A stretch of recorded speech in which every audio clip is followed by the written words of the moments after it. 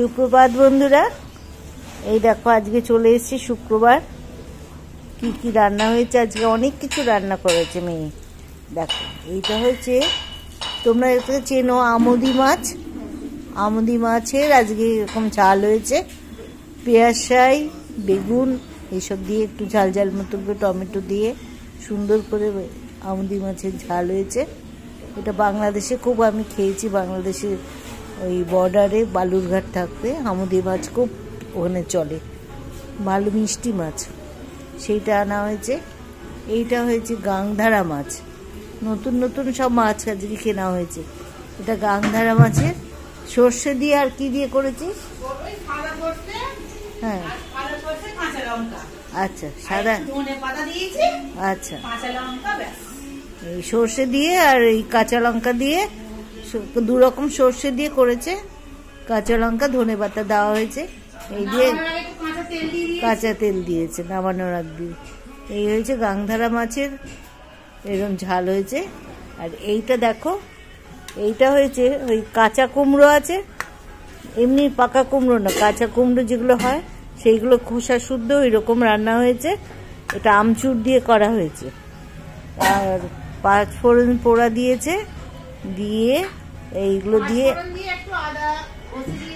আদা ঘষে দিয়েছে।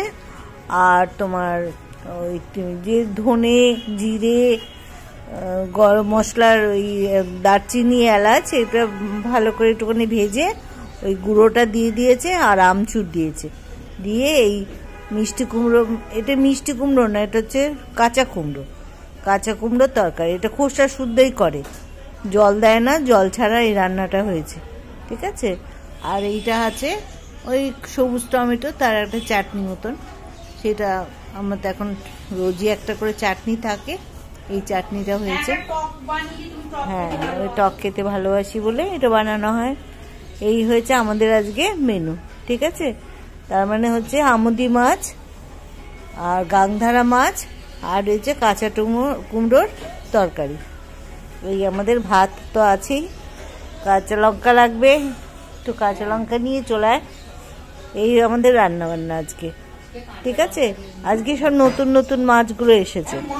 এখন মাছ শীতকালে এখন প্রচুর মাছ উঠছে, নতুন নতুন অনেক ধরনের মাছ, হ্যাঁ অনেক মাছ উঠছে। দ্বিতীয়ত এইসব মাছগুলো খুব কম আসে বাজারে, এখন এসছে সব। আজকে শীত পড়েছে বলে নানান রকম বাজার মাছও ভালো উঠছে, আবার এদিকে তরকারিও খুব ভালো আনাজ, এই সবগুলো উঠছে আর আমরাও খাচ্ছি।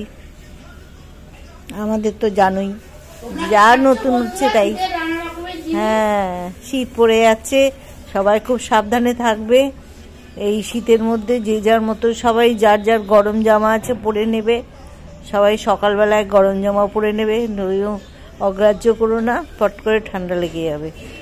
আর বসে বসে এইরকম নানান ধরনের নতুন নতুন যা সব উঠছে আনাজ, মাছ, এগুলো খাবে। অন্য সময় তো মাংস, অন্য মাছ টাছ নানান রকম পাওয়া যায়, কিন্তু শীতের সময় যে নতুনত্ব যে জিনিস সেইগুলো খেয়ে নেবে। এইগুলো খাওয়াটা আমার কাছে মনে হয় যে যখনকার যেটা তখন সেটা খেয়ে নেওয়াটাই ভালো। তারপরে চলে গেলে সেই সময়টা আর তখন আর টেস্টটা থাকে না। হয়তো পাওয়া যায়, আজকালকার বাজারে সবই পাওয়া যায়, সারা বছরই ফুলকপি পাওয়া যায়, সারা বছরই এঁচড় পাওয়া যায়, কিন্তু সময়ের জিনিস সেটা টেস্ট আলাদা।